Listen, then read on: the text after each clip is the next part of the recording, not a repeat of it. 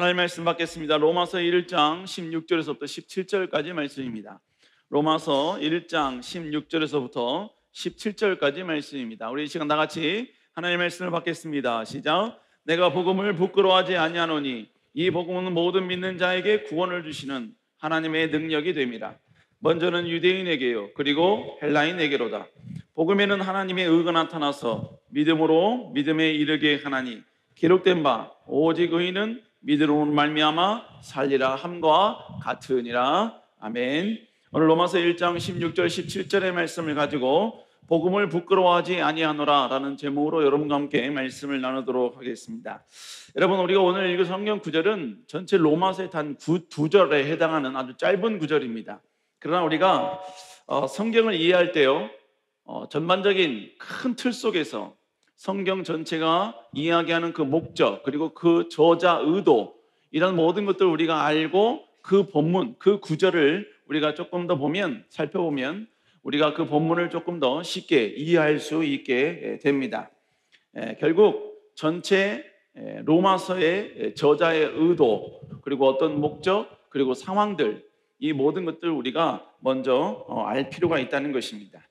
자, 그래서 우리는 로마서 1장 16절, 17절 이 본문을 우리가 먼저 이해하기 전에 먼저 로마서에 대한 간략적인 상황을 좀 서로 나누길 원합니다. 여러분, 로마서는 여러분이 잘 아는 대로 바로 사도 바울이 로마 교회에 쓴 서신서, 편지입니다. 그러니까 로마서의 저자는 바로 사도 바울이다라는 의미가 되겠죠. 자, 그러면 로마 교회는 누가 세운 교회인가?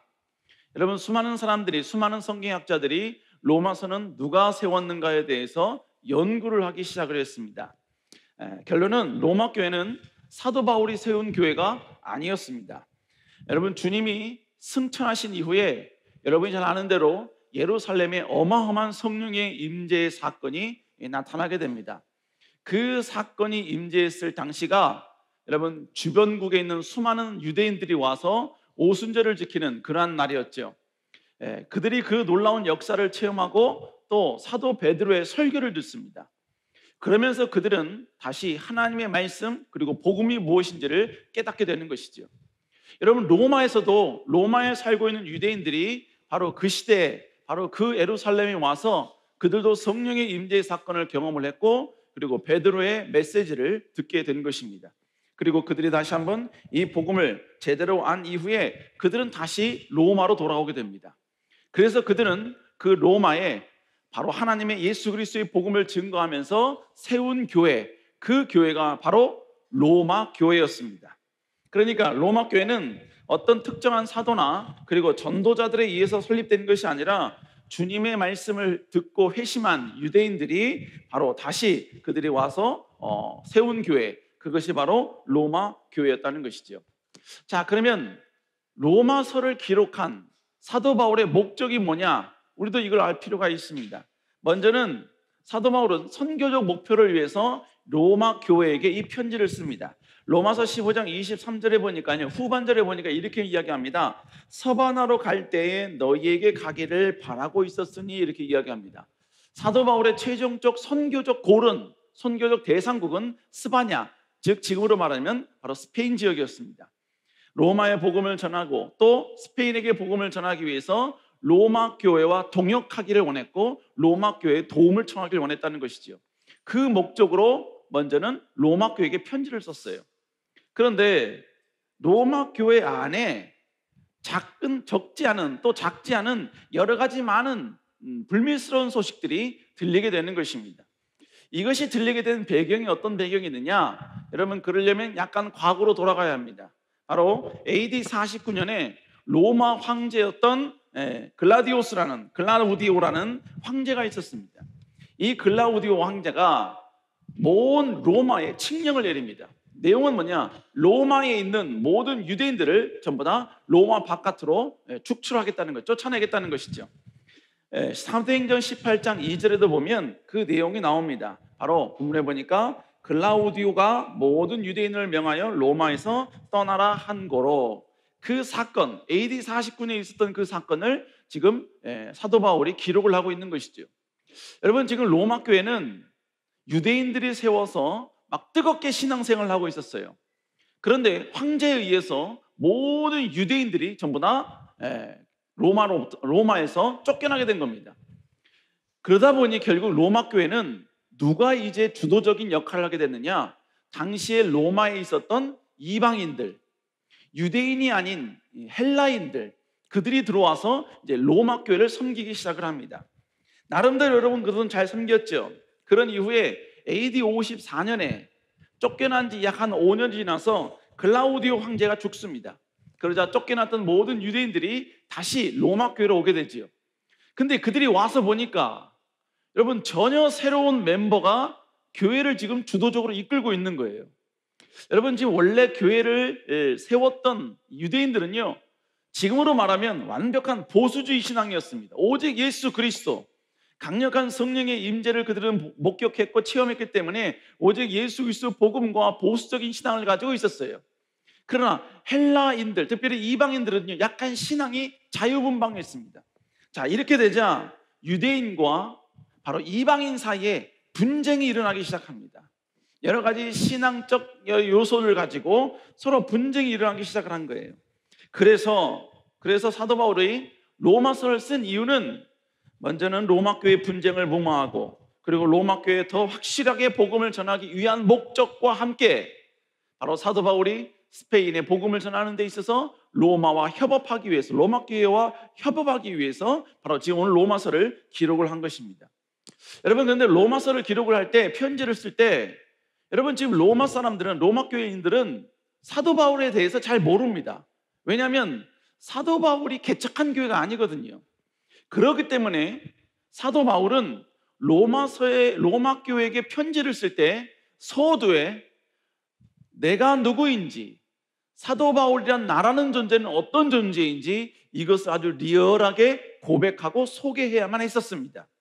그런데 사도 바울은 그냥 소개한 게 아니라 오늘 특별히 1장 1절서부터 오늘 본문 17절까지 사도 바울이 어떤 존재였는지에 대해서 그것을 자세하게 설명을 해주고 있습니다. 특별히 중심이 되는 오늘 16절 17절에서는 바로 사도 바울은 복음과 관련하여서 바로 자기 자신을 로마 교회에게 소개를 하고 있는 것입니다. 그래서 16절에 이렇게 그는 고백합니다. 16절 읽어볼까요? 시작.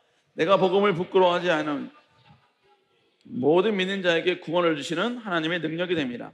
먼저는 유대인에게요, 또한 헬라인에게로다. 그는 제일 먼저 뭐라고 말하냐? 복음을 부끄러워하지 아니한다라고 말하고 있습니다. 복음을 절대로 부끄러워하지 않는다. 여러분, 그렇다면 복음이 뭡니까? 복음은 영어 성경에 보면 good news라고 나와요. 복음이라는 게 복복자 소리음자입니다. 그래서 복된 소식이라는 의미예요. 이건 영어의 good news를 그대로 여러분 한자어로 번역을 해놓은 거예요. 영어 성경에 보면 복음이라는 이 단어를 good news라는 단어와 가스펠이라는 이 두 단어로 혼용해서 사용을 했습니다. 그러나 본문이 기록되었던 원문인 헬라어를 보면 바로 이 복음이라는 이 단어가 바로 유앙겔리온이라는 단어로 바로 공통적으로 사용했다는 것이죠. 그러니까 결국 복음이란 뭐냐? 좋은 소식인 것입니다. 복된 소식이 복음이라는 것이죠. 여러분, 그런데 복음이란 구체적으로 무엇을 말하냐? 마가복음 1장 1절에 보니까 이렇게 이야기합니다. 한번 읽어볼까요? 시작. 하나님의 아들 예수 그리스도의 복음의 시작이다. 결국 뭐예요? 복음의 핵심은 예수 그리스도라는 것입니다. 복음의 출발도 예수 그리스도시요, 복음의 과정도 예수 그리스도시요, 복음의 결론도 예수 그리스도이신 것입니다. 결론적으로 이야기하면 복음이란 예수 그리스도를 통하여 구원받을 수 없는 인간들이 구원받게 된 모든 과정들, 모든 결과들, 이것이 바로 복음이다라고 이야기하는 것입니다. 지금 사도 바울은 바로 이 복음을 부끄러워하지 않는다라고 지금 그는 고백하고 있습니다. 자, 그렇다면 오늘 본문에서 사도 바울은 자신은 복음을 부끄러워하지 않는다, 복음을 부끄러워하지 않는 사람이다 라고 말한 그 의도가 무엇이냐는 것이죠. 어떤 의미가 있냐는 것입니다. 첫 번째로 여러분, 복음을 선포하는 것을 절대로 멈추지 않겠다는 의지인 것입니다. 여러분, 누구나 무엇인가가 부끄러워요. 부끄러울 때 나타나는 현상이 뭐냐? 감춥니다. 숨깁니다. 그리고 부끄러운 그 대상과 엮이지 않으려고 합니다. 이게 내가 대상이 부끄러우면 자연적으로 나타나는 현상이지요. 여러분, 친한 친구일지라도 때로는 친한 친구의 행동이 부끄러울 때가 가끔 있지요. 그죠?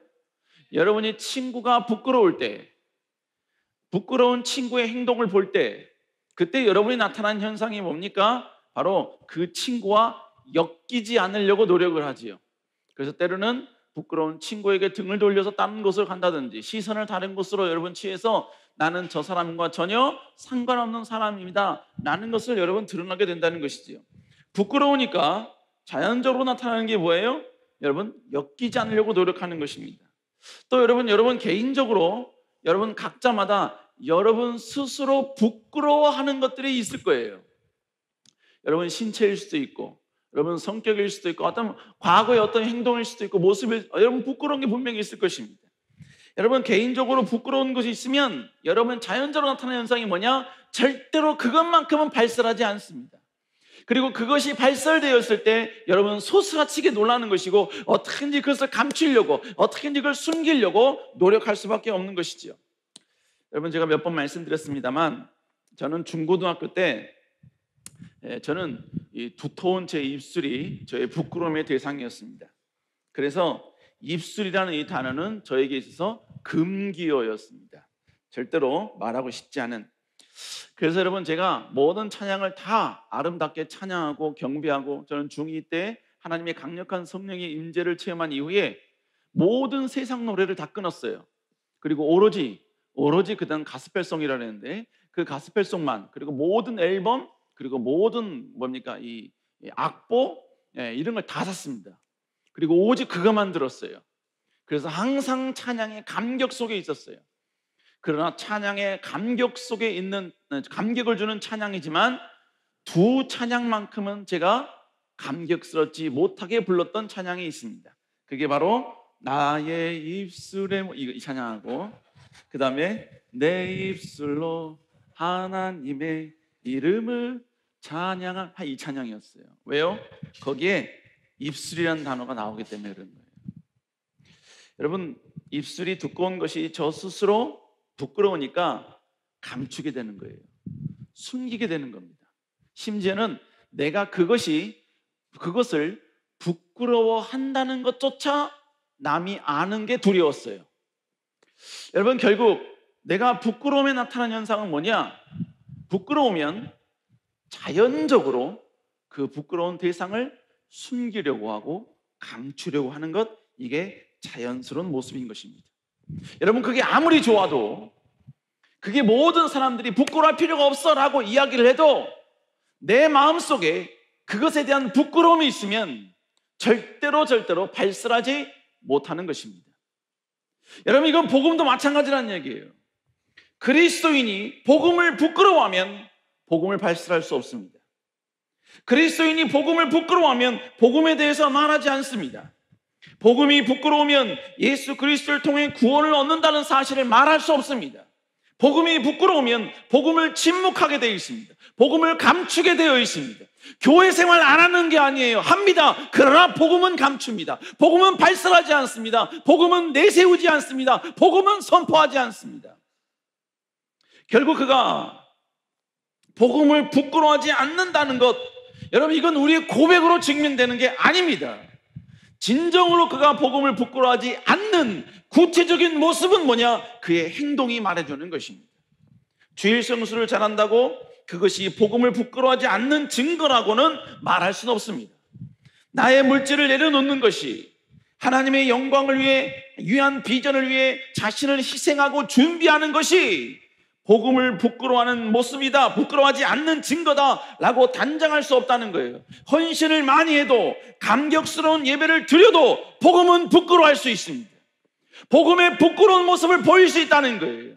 복음에 대해서 말하지 못해요. 복음에 대해서 증거하지 못합니다. 예수 그리스도를 믿음으로 구원한다는 이 소식을 알리지 못한다는 것입니다.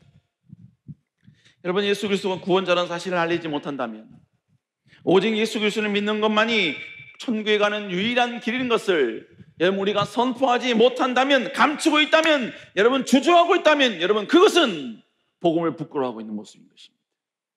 오늘 사도 바울은요, 그 복음을 부끄러워하지 않는다라고 오늘 본문에서는 이야기하고 있습니다.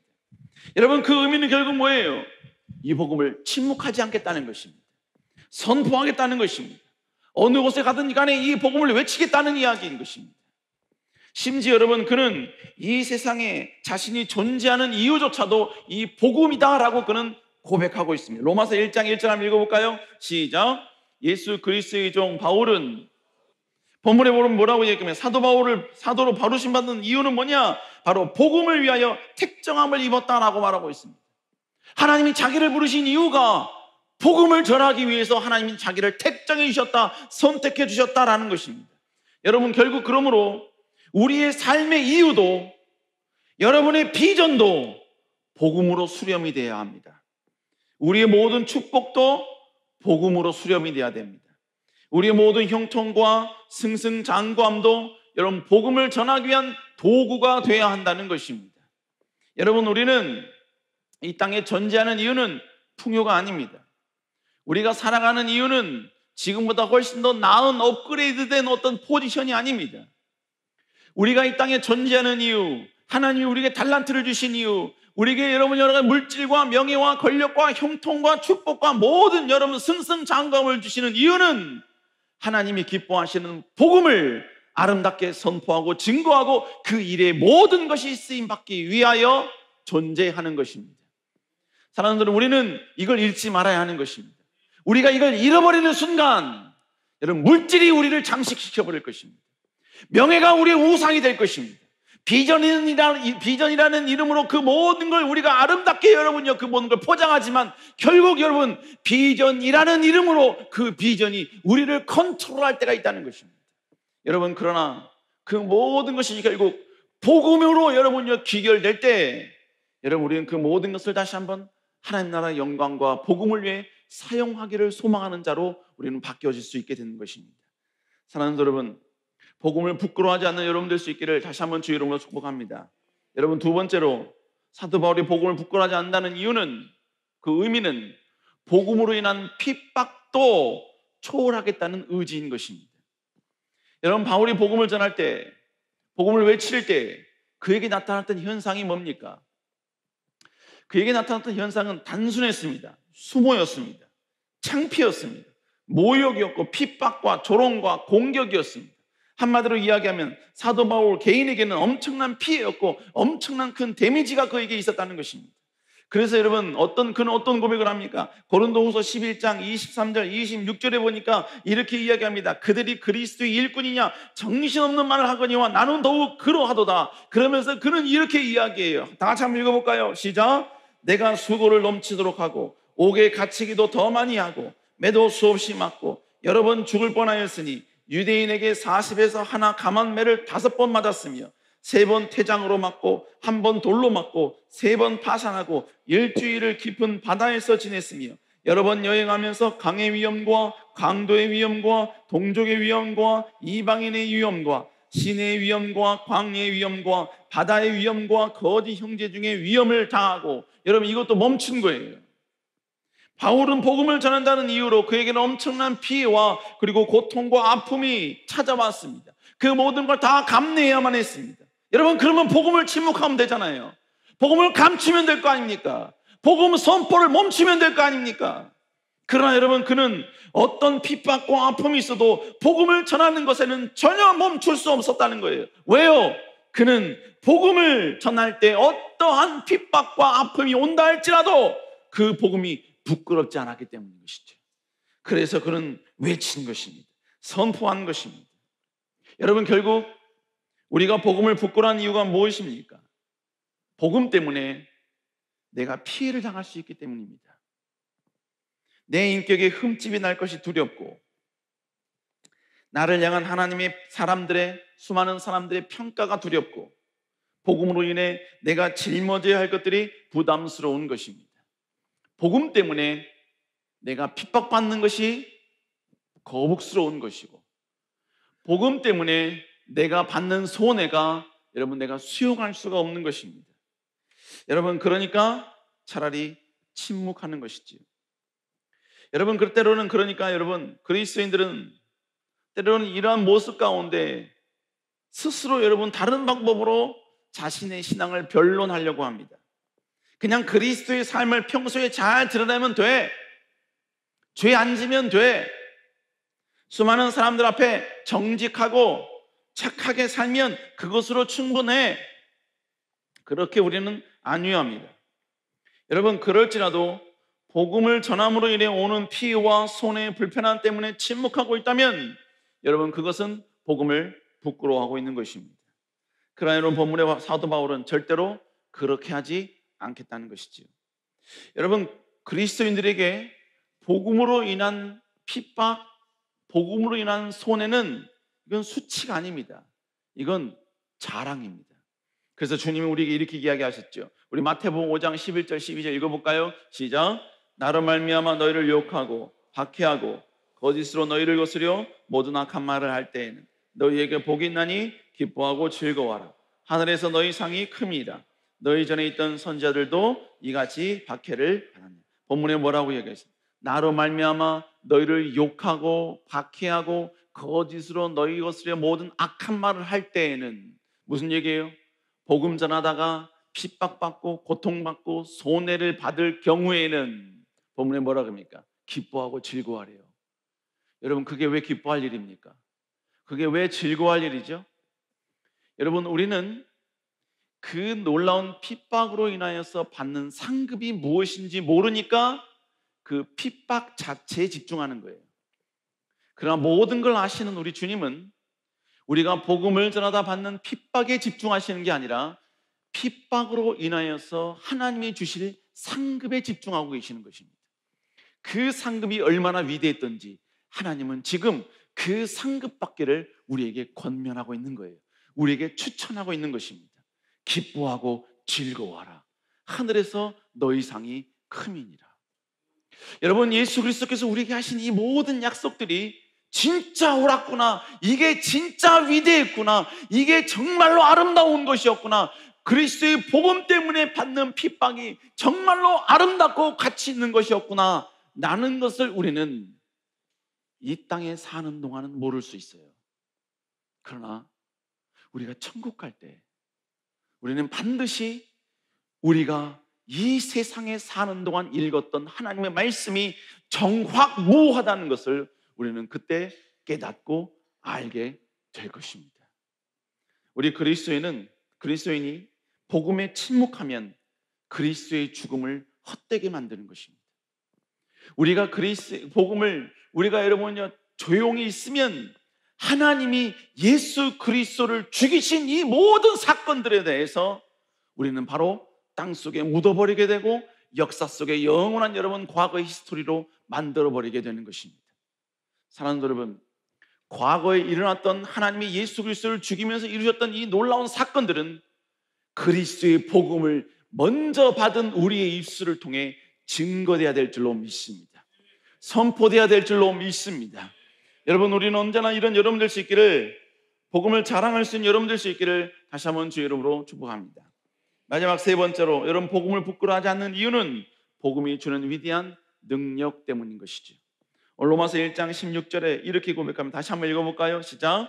내가 복음을 부끄러워하지 아니하노니 이 복음은 모든 믿는 자에게 구원을 주시는 하나님의 능력이라. 본문에 뭐라고 합니까? 이 복음은 모든 믿는 자에게 구원을 주시는 하나님의 능력이라는 거예요. 복음 속에는 하나님의 능력이 담겨 있다는 거예요. 복음이 위대한 것은 복음이 축복을 주기 때문이 아닙니다. 복음을 선포해야 하는 이유는 복음이 형통을 주기 때문이 아닙니다. 복음을 외쳐야 하는 이유는 복음으로 인하여 우리가 풍요로워지고 성공해지고 더 여러분이 우리의 연봉이 오르기 때문이 결코 아닙니다. 복음을 외쳐야 되는 이유는 바로 복음이 가지고 있는 위대한 능력 때문인 것입니다. 그 안에 담겨진 하나님의 능력 때문인 거예요. 그 능력이 바로 뭐냐? 구원인 것입니다. 복음은 축복을 주는 것이 아닙니다. 복음은 성공을 주는 것이 아닙니다. 복음은 그것보다 더 위대하고 가치 있는 구원을 주는 것입니다. 여러분, 누구도 구원 얻을 수 없는 자들이 오직 예수 그리스도를 믿는 믿음만으로 구원에 이르게 해 주시는 것입니다. 여러분, 그러므로 우리 그리스도인은요, 이 구원에 대한 감격이 있어야 합니다.